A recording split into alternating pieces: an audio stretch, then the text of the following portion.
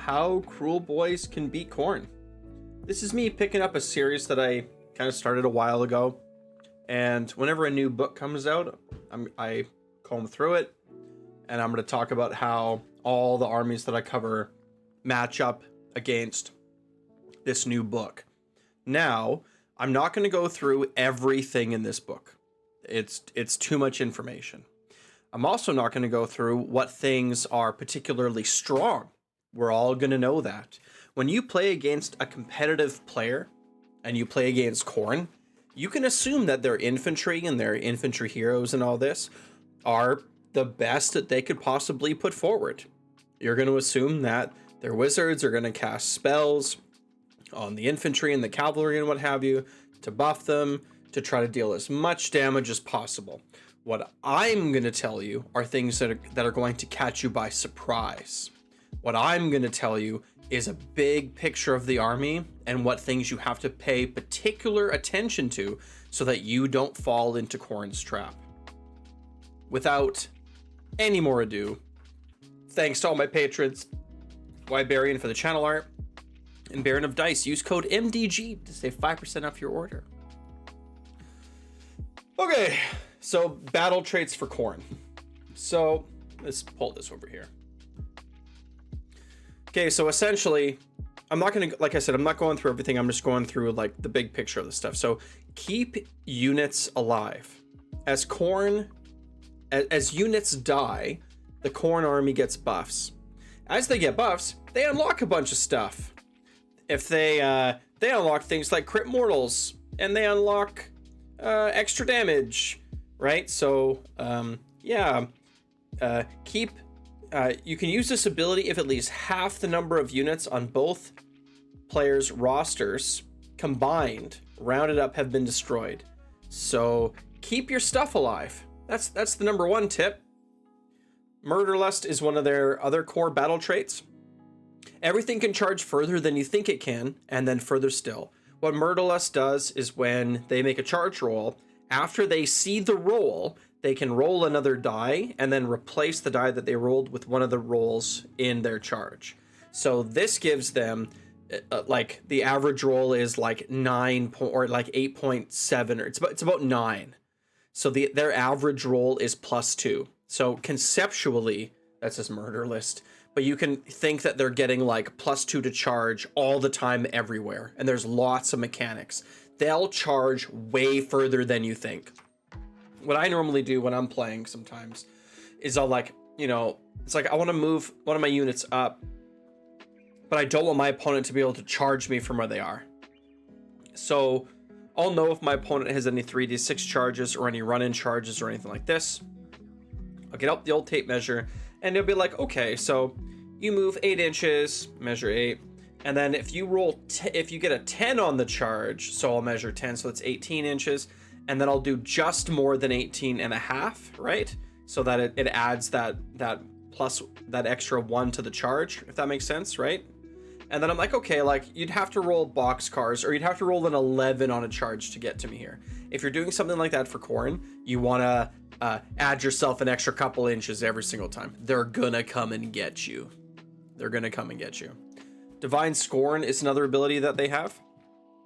Let's see. Oh yeah, I mean, yeah, we'll talk about this later. We talk about this later.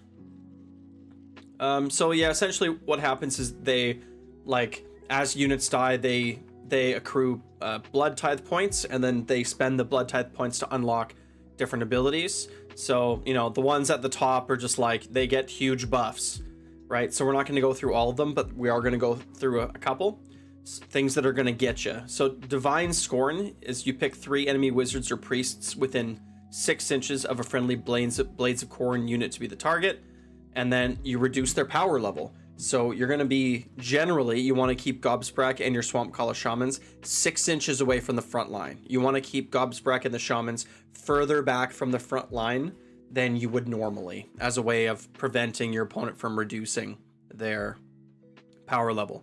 Another one that they have is Punish the Pacifist. Punish the Pacifist is going to be on a 3-up. You inflict a mortal wound on things that are not in combat. So this is going to be like a little tax. It's going to be a drain on all your shootings and casters. Merknob Shaman can help with this with the 6-up ward, but 1 damage isn't all that bad.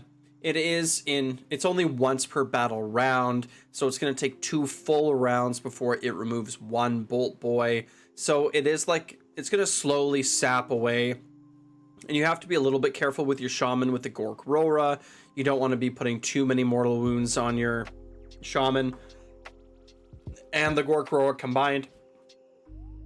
It might be a little bit too much, but it's not a huge deal. But just know it's going to happen. Murder the Mystic. So Murder the Mystic. This is a little bit further. So this is in the second or the third, I guess the third row, right? It costs 2 points to unlock. So this would be a total of 3 points so far that your opponent would have to have. But this is probably the path they're going to take. So basically they pick all the manifestations. It says 4 enemy manifestations, but it's going to be all the manifestations. They do a roll of 2d6. And then if they banish them with this roll of 2d6, it inflicts d3 mortal damage on everything that's around them. So leave Gork Rora behind and be careful where you place Foot of Gork and the Mork Spitmarsh. To be honest, you could probably just not cast manifestations against Khorne. If you're going to cast your manifestations, you have to stay away from them. And you also have to keep them away from their faction terrain, 18 inches away. So most of the time, it might be better just to not cast manifestations at all and leave your wizards sort of sitting in the back line. Glorious Combat or not, this is another one of their core things. Subtract 1 from hit rolls for shooting attacks. So that just sucks, right? If you're a heavy shooting list, if you have kill bows and bolt boys, right, your opponent is going to probably choose this.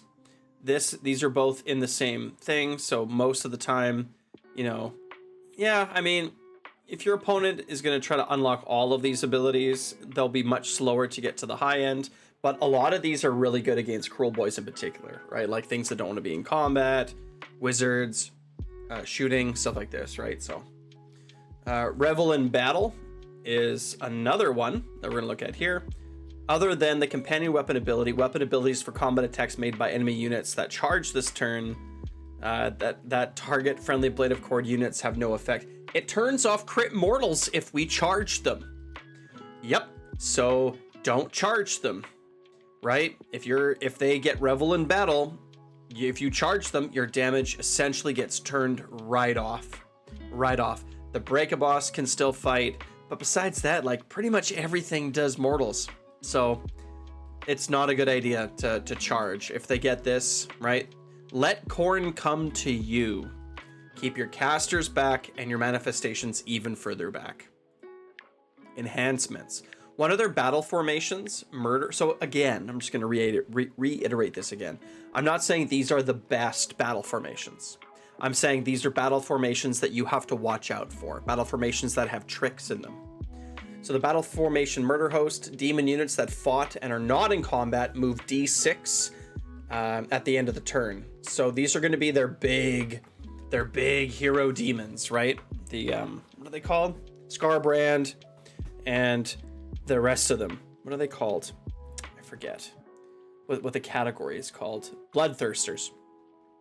If they fought and they kill stuff and they're not in combat at the end of the turn, they get to move d6 inches. So again, their Khorne is coming to get you. There's another battle formation called the Gore Tide. It's +2 to move to 2 Bloodbound units and a Bloodbound hero. Again, Khorne is coming to get you. There's a heroic trait called Magical Scorn. Keep wizards and priests outside of 12 of this hero. Again, leave your wizards back. Magical Scorn. Let's see, where is it? Subtract 1 from casting rules for wizards while they're within 12 of this unit. Same thing with priests, but we don't have priests, we don't care. So keep your wizards back. There's another heroic trait called Frenzied Taskmaster. Adds d6 to move of infantry and cavalry units. Khorne is coming to get you. You can see that it's not just like 1 mechanic or 2 mechanic. mechanics. There's many mechanics that are getting Khorne moving fast, getting to you in combat, and lots of things that are going to be punishing your wizards if they're within range. So, yeah. Moving on to artifacts of power, we have Collar of Contempt. Unbinds deal D3 mortals.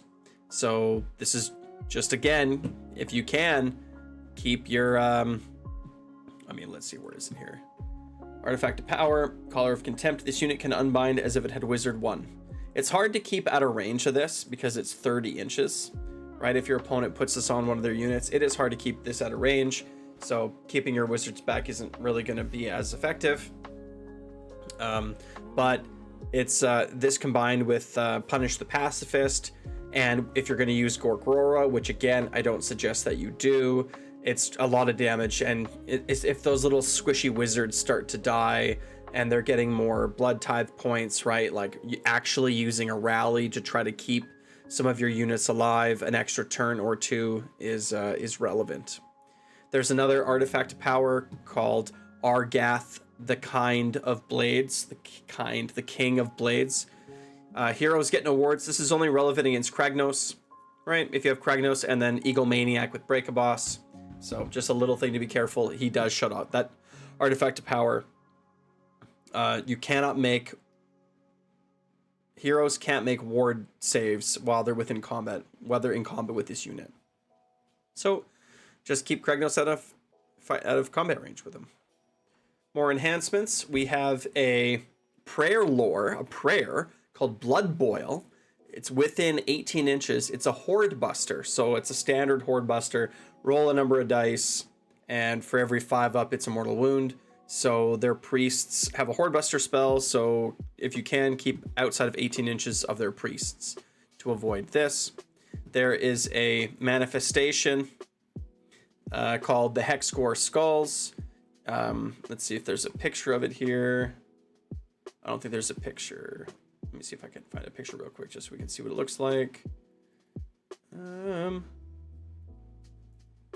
Yeah, I can find it. This little guy, right, subtracts casting rolls from wizards. So keep your wizards away from this skull. This manifestation, the Bleeding Icon, this is one that's actually scary. This manifestation is actually scary. What it does is it gives the big buff to the units that are close to it. So this thing is going to supercharge their units. So if they have this on the battlefield, get rid of it. It's really quite that simple, right?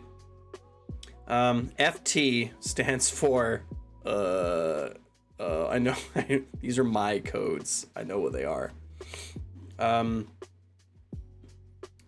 Manifestations. Oh, faction terrain. Skull Altar. Keep manifestations outside of 18 inches of it. That's basically all you have to do. So, I mean, like, again, like, I feel like it's pretty simple. The big picture for Khorne is keep your wizards back. They're gonna come and they're gonna get you, right? They're coming to get you, and they're gonna charge into you. Keep your wizards back and don't cast manifestations, right? That's the big picture for Khorne. Keep units alive. They are gonna get you, right? So, yep. Army of Renown. They have an Army of Renown called the Gore-Chosen Champions, which is absolutely nuts. We're expecting it's going to probably get a nerf. Yeah, they have heroes don't die on a 5-up. The whole army is heroes. They're all the like the mortals, right? The blood chosen or whatever they are. I can't remember what they're called. Bloodborne, bloodbound. But they all have, on a 5-up, they don't die. And they can just do it over and over and over again. And every unit that they have on the table can do this. So, and they have some pretty good heroes. So it's probably going to get changed, right? But if you, I'm seeing right now, TOs are banning it from competitive play right now. So if you play against it, like if your friend or whatever is like, oh, I want to play this thing, it's like, it's going to be really, really strong. You're going to have a bad time. They can have up 2 to 4 units all strike first. I think it's once per game, but still it's like, Some heavy hitters are coming in. They're all striking first. You can give a hero run in charge. Yeah. It says here might be good, but not overly concerning as you can't run Bloodthirsters. Yeah, that's not how I feel about this anymore after sort of reading and talking to people about it more. It's kind of nuts. I was like, oh, you can't run Bloodthirsters? Oh, it's fine. I thought that originally I was like, oh my god, you can do this with Bloodthirsters where they don't die, but you can't do it with Bloodthirsters. But it's still like a terrifying army of Renowned. It'll get nerfed in the future, I'm sure. I'm sure that like 6 months from now, if you're checking out this video, that this is bad and no one takes it. They just nerfed it into the ground, right? Okay, now we're going to go over some specific units. Again, these are not units that are really strong. These are units that have like gotcha mechanics or specific things that you need to watch out for. Scarbrand. He rolls 3 to 6 dice and can replace one of them with Murderlust. Yep, he is as scary as he looks. 16 health with a 5-up ward means even with max buffs, Gut Ribbers do not take him down in one turn of combat. What you want to do is you want to focus fire him with shooting to bring him down. If it's your turn, if he hasn't entered into combat yet, if you're the one that's dictating the pace of the game, if you can shoot him with everything, if you can charge at him with some buffed up units, if you can get him to strike last, you can take him down, but it's going to take all of your resources for the turn to bring him from maximum health down to nothing. He is scary. Bloodthirsters. There's 3 of them. There's one that's anti-hero, there's one that's anti-monster, and there's one that's anti-infantry. The Bloodthirster of Unfettered Fury, which is the anti-monster one, lets you roll a 3d6 charge and drop one of the dice. Drop 1 dice to a non-unique demon. I don't know what that means, but it essentially acts as another Murderlust. So keeping your monsters away from the Bloodthirster that's going to eat monsters, keep them even further away than you would think. Khorne is coming to get you. There's the Bloodthirster of Incessant Rage, which is the anti-infantry one. Deals damage to everything with an 8. I think it's like if he rolls a crit or something, he deals damage to everything with an 8. So he's nicknamed the Boom Thirster. So if your opponent does have a Boom Thirster, you're going to want to, again, keep some of those wizards and some of those shooters and some of the other, like, you know, things that you can keep out of range. Keeping things like 8.5 inches away from the front line is not the worst idea, just in general for this army. Keep the anti-hero one away from your heroes. Yep, seems good, right? The anti-infantry one, keep it away from infantry. That's a little bit harder to do, right? But you get the gist. Skull Taker. Once per battle, end of any turn, teleport into combat with a hero that fought, but not in combat with anything else. He has strike first against heroes. This guy is terrifying. This guy is going to be really scary. He's going to be able to get into combat with some of your units that like your actual fighty heroes, like your Swamp Boss Scumdrek and your Break-a-Boss. He's going to end your Gnashtooth. If your Gnashtooth wants to teleport, or like a Vulture Boss wants to teleport and run around on the battle map and like fight on their own, this guy's just going to teleport right beside them and kill them. Here's the ability right here. The Eternal Duel. If an enemy hero has any damage points allocated to it by this unit's combat attack, that hero was destroyed, it heals. I mean, like, that's whatever. That's not what I wanted. It has strike first against heroes, and this is the ability here. So once per battle, it is only once per battle, end of any turn. Pick an enemy hero that used the fight ability this turn to be the target. Remove this unit from the battlefield and set it up again on the battlefield in combat with the target and not in combat with any other enemy units. So you can zone out this hero easily with smaller based heroes like a Break-a-Boss that stick with the infantry. However, a larger base model fighting somewhere on its own will be vulnerable. Yep, like I said. Also, it's pretty hard to zone out a Scumdrek because of his big base. He just has to be in combat. He doesn't have to be right next to you. He just has to be in combat. So it's hard to zone out. It's like you sort of have to surround him, right? Because it's, like I said, it's pretty easy to be within 3 inches, right? So if you want to Break-a-Boss to fight and live and not have this thing teleport into combat with it at the end of your turn, then you're going to have to kind of surround it with friendly stuff, right? You can use the Scaregob Totem, right? To help with this as well. If there's a unit that's up inside of it, whatever that word is, garrisoned inside. But I think if there's not, I don't think it counts.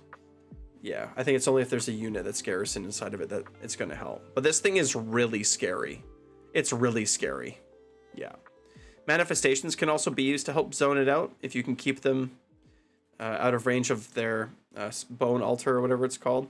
But again, it's like the manifestations are just like they're just kind of scary. You don't really want to bring them within range, right? Because they just like they're just gonna blow up and kill you, and your opponent's gonna be able to do that super regularly. So it's yep, this guy's really scary. Speaking of teleporting nightmares, Karanak is another one. He picks a hero to be its quarry in your opponent's movement phase. He can teleport within 6 inches of that hero, but outside of 9 of everything else. He can bring a unit of hounds with him that get +2 to charge, so 4-inch charge, right? 4 on the dice. And the hounds give wizards and priests a higher failure chance. It's like anything with 1s and 2s is a unbind or like a miscast or whatever for priests and wizards. So it's like a 1 or a 2. So you go from a 1 in 6 chance of failing a prayer, of having like a critical failure, to having a 1 in 3 chance. And for wizards, it goes from being, 1 possible outcome in 36 to 4 possible outcomes in 36, which is a lot more probability, and it sucks. So like a 1 or a 2 or a 1, or double 2s also are miscast. This unit will be hunting your shamans. Keep it close to other models, your shaman, to make sure that it has that 9-inch charge, or at least the 7-inch charge, because don't forget, the hounds get +2. So it can just go anywhere, right? It can just take the hounds and teleport anywhere on the map. It'll be able to get into your Scaregob totem if you leave it undefended. Gork Rora, again, can be helped to zone this out if you're keeping it in the very far back line. The only manifestation I think that you should be casting at all is Gork Rora, and you can use it for 1 turn, and then the turn after that, you move it into your back line. Because, like I said, it's not going to be able to... you can use it to zone out Karanak, and you can also use it to zone out the Skull Taker. But it's super hard, right? Like, outside of 6 with a +2 to charge, right, you're going to have to be defending your backline very well against Khorne and your front line, because they're coming for you. It's like you want to keep your wizards further back, but you also don't, right? It's tricky. Khorne is going to really want to try to kill those infantry heroes because it's easy for them to rack up blood tithe. Yeah.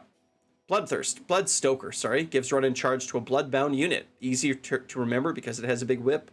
The big whip guy gives run in charge. That's a gotcha mechanic for sure, so be careful. Whip guy gives run in charge. Skull Grinder. So this one, people are already kind of asking for like an FAQ. Because if you read his War Scroll, it says it's this ability here. Let's see. Pick an enemy unit in combat with this unit to the target. Roll the die. If the roll is equal to or less than the target's control score, the target has strike last for the rest of the turn. So it must not mean this, because like if it's the whole control score of a whole unit, so let's say Gut Rippers have a control score of 1, but there's 20 of them, rolling under 20 is automatic. So I don't think this thing is like, oh, it gives an automatic strike last to basically everything. I think it's supposed to be just whatever this control, the control characteristic. So if you're fighting a unit that has 1 control, you're probably not going to make it strike last. But if you're fighting a unit like, let's say, Kragnos, it has a guaranteed strike last. Or there's an 83% chance of strike lasting a monster. Or a 33% chance of strike lasting a unit like a Gnash Tooth, which has a little bit more control, 2 control, right? Because does it say greater than or equal to? Yeah, less is equal to or less than. So if you have 2 control, there's a 33% you get strike last. This guy is going to strike last your monsters. Yep, so Keep your monsters away from this thing. Deathbringer. On a 5-up, he denies commands within 8 inches. This doesn't have a once per keyword attached to it. It's just a reaction. So he'll just shut off all the commands that are within 8 inches of him. So if you're planning on using commands, keep them away from this thing. It's not really a big deal in Kruleboyz because we don't care so much about all-out attack. In other armies, like Iron Just, for example, this guy's going to be really nasty if he just sits behind an infantry line. Not being able to use all-out attack sucks. Not being able to reroll a charge, that's a 4-inch charge, sucks. Yeah. Be careful if you're planning a redeploy countercharge. He'll just shut those all down. It sucks to spend 2 CP on a countercharge and him roll a 5-up and you just don't get to do it. It sucks. He will destroy a model in every unit within 3 inches with a greater 2d6 roll than their health. He just has like one of those like roll 2d6. If it's greater than the health, you kill a model in the unit, but it's for every unit within 3 inches that he's in combat with. So try to kill it with just a single unit in combat. Be careful with your under 12 health monsters like Gnashtooth because he can just roll 2d6. It's not super likely, but he can roll 2d6, roll an 11, and just remove a Gnashtooth from the board, right? So probably want to fight him with Gut Rippers or Monster Killers or shoot him off the board if you can. This guy's nasty. Bloodletters. This is just a demon infantry unit. They get a free pile in the combat phase. So when combat begins, they get a pile in, right? And then when they are chosen to fight, they get to pile in again. Khorne's coming to get you. Keep those infantry, keep those infantry heroes and archers back from the front line because these guys are coming in. Yep. But want to get into the fight with more than just one unit? We'll just gang up on them, right? If these guys like worm their way into us, well, we're just going to gang up on them. So it's not an overly big deal. Korgorath. Combat range 3-up, can't use commands this turn, so he's another way that he shut off commands. It's a rampage, so Monster Killers can just turn off his rampage. We have so much anti-monster. This guy's a monster. It's he's not really all that concerning, but he can turn off commands. Wrathmongers. Within 3 inches, make a model fight another one of your units or its own unit within 3 inches of it. Keep your fighty monsters away from this thing unless you want your Break-a-Boss to beat itself with its own clubs.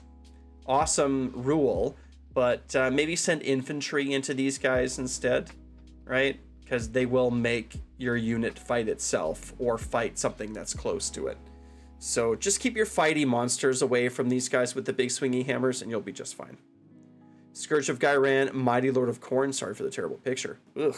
If this unit deals damage to a hero, destroy that hero at the end of the turn with a 5-up. It works even if you kill the Mighty Lord of Khorne. So just keep your monster heroes away from this guy. Just, right, that's it. Right? Keep your monster heroes away from this thing. Scourge of Ghyran, Blood Crushers. These are the demons on these awesome like war mounts. If it charged on a 3-up, it gets to move 2d6 in a sort of second charge. So yeah, like Khorne's coming to get you. This also works on the counter charge. Remember, Murderlust also works with counter charging. Khorne has the best counter charging mechanics probably in the game, where on a counter charge they get to roll an additional die and replace it. Right? Murderlust is once per turn. It's also on a counter charge on your turn. So these things are crazy. They're gonna counter charge further than you think, and then on a 3-up, they're sort of gonna get another 2d6 of movement, right? So keep those little squishy guys safe in the background. Phew. So what's the overall strategy for Khorne as Kruleboyz, and how do Kruleboyz stack up against Khorne? They're going to charge you, so be prepared. I think I've said that 50 times. Strike Last is your friend here. Our army is good at receiving aggressive armies. However, you might consider deploying as far back as the primary will allow you to. This will help delay units from dying on both sides.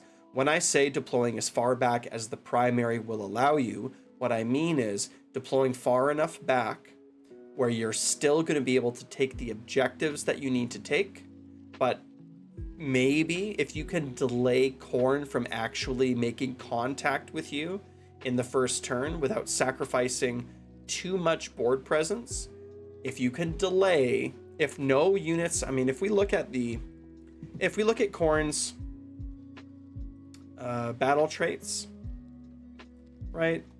So, oh, not far enough. This is the key to beating Khorne, I think.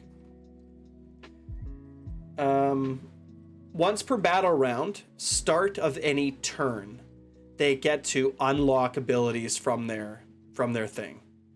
So this means they can only unlock one ability a round, but they can do it at the beginning of either turn.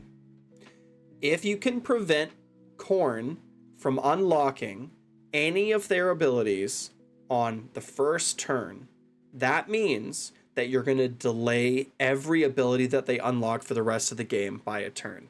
They can only get one a turn. So try really hard to have no units die on the first turn. Deploy as far back as you can while still being able to score, right? Let them come to you. But you still need to take some objectives, right? You can't just let them pin you really deep in your deployment zone, right? Okay, manifestation positioning is important. Just don't cast them. You'll need to keep them away from your opponent most of the time and stay outside of 3 inches of them. Like, you have to stay away from your own manifestations. You'll probably want to focus on casting your own spells instead. Just do that. Kruleboyz have good spells. Just don't cast them. The only exception being the Gork Rora, where you use it once. Right, you use it once, and then it zones out the back line. That's actually a pretty good strategy, because like I said, there are some guys that are going to try to come and get you in the back line. So you can use it just for that purpose, because it does have a movement characteristic. It's the only one that has a movement characteristic, which means it does zone things out. So that's kind of the only manifestation you're going to be using and how you're going to be using it. Activate it once and then just zone them out. Keep your shooting and infantry heroes more than 6 inches back from the front line. Keep them nice and far back from the front line if you can. Hey, if your Bolt Boys, if they're coming to like, I wish I pre-launched Tabletop Simulator here. But if your Bolt Boys actually are going to act as a pretty good screen against Khorne, because there's no there are specific things that teleport close to heroes and that teleport close to like wizards, right? Priests too, but again, we don't have priests. So your Bolt Boys are actually going to be able to do a pretty good job at helping to zone out your sorry, just let me get this up here. Helping to zone out your backline. So let me kind of show you what I mean here. So this is like my standard list, right? We have 2 units of Gut Rippers. This is what I'm playing right now. We got this. We got some Bolt Boys. What else are we playing? A Break a Boss, Marsh Crawler. Is this it? A Killbow. Is this my whole list?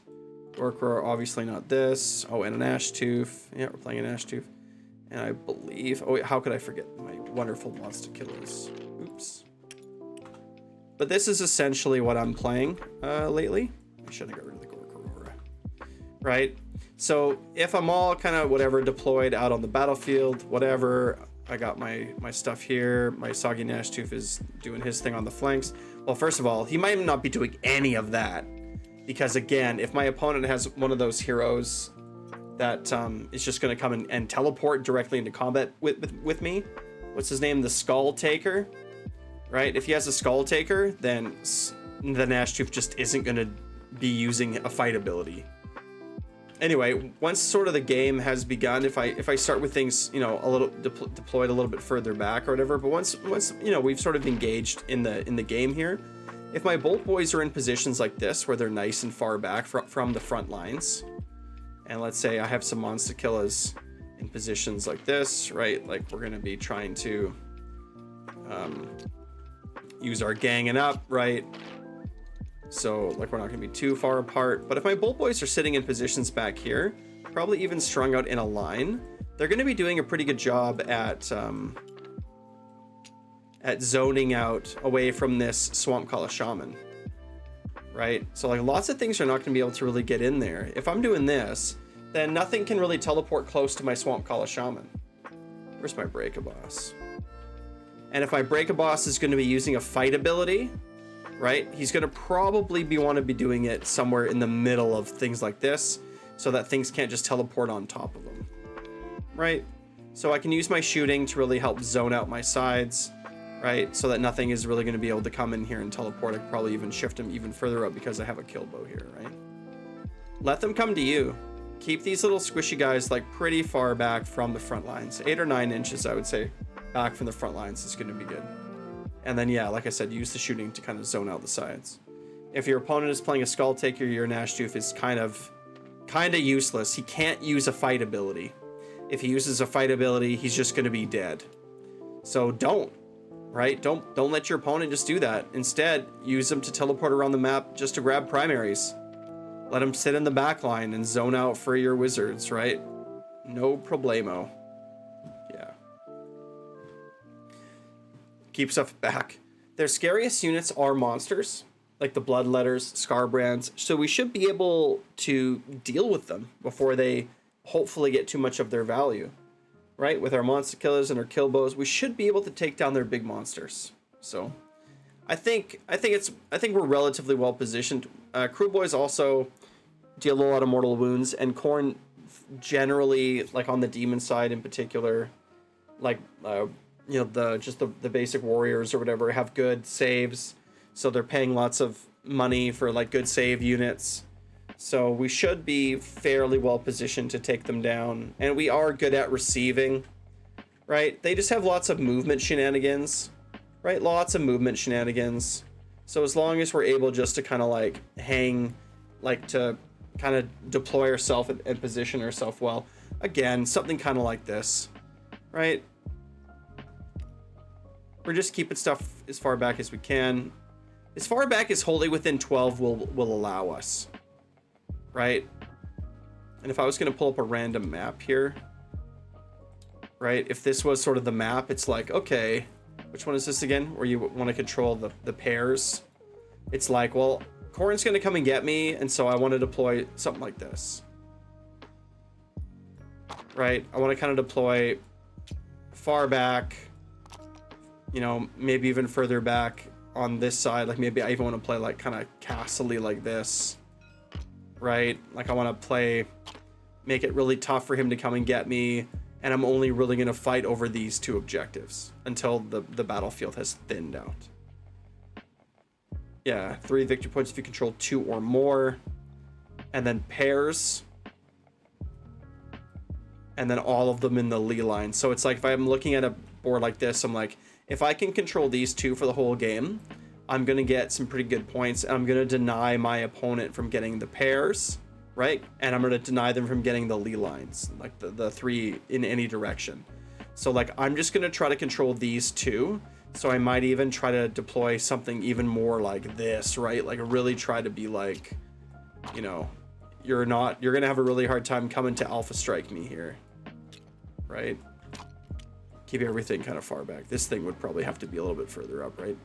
But yeah, not even, right? Because if I just want him to be wholly within 18, you know, I could put my Boss Rock Tower here, or my Scaregob Totem, I mean. Right? So I'm just going to be wholly within 18 of those 2 pieces of, or there's 2 objectives. That's right. But you get my point, right? So it's like I don't need to be playing aggressive here. I can play pretty far back. And yeah, you know, my first drop's going to be like, hey, look at my Nashtooth. My second drop's going to be like, hey, look at my Murknob positioned here. And then hopefully my opponent's like, well, look, I'm putting all the stuff all over the place. And then I'm just going to hide in the corner. And the things that are over here are going to be really far away. Right? Really far away. He's not going to be able to get to me here. And if he's like, well, I'll just get you with this 1 unit. It's like, well, then I'm going to gang up on it. Right? I'm going to gang up on it and get you. My Break-a-Boss isn't going to fight. He's going to just hang out. Right? And then I'm going to, you know, you get it. You get it. You get it. So I think we're in a pretty good position to beat Khorne. I think that we can do it. I don't think it's going to be that hard for us. Of the 3 armies that I play and cover, I think that Kruleboyz are the best positioned to deal with it. I think that Gits are in the worst position because they rely on MSU units and they're going to feed so many points to the Khorne army. So anyway, let me know what you think. Are there some units that I missed? Are there some units that you think I undervalued, overvalued? Are there gotcha mechanics that I didn't talk about? Regardless, let me know in the comments below. Like, subscribe.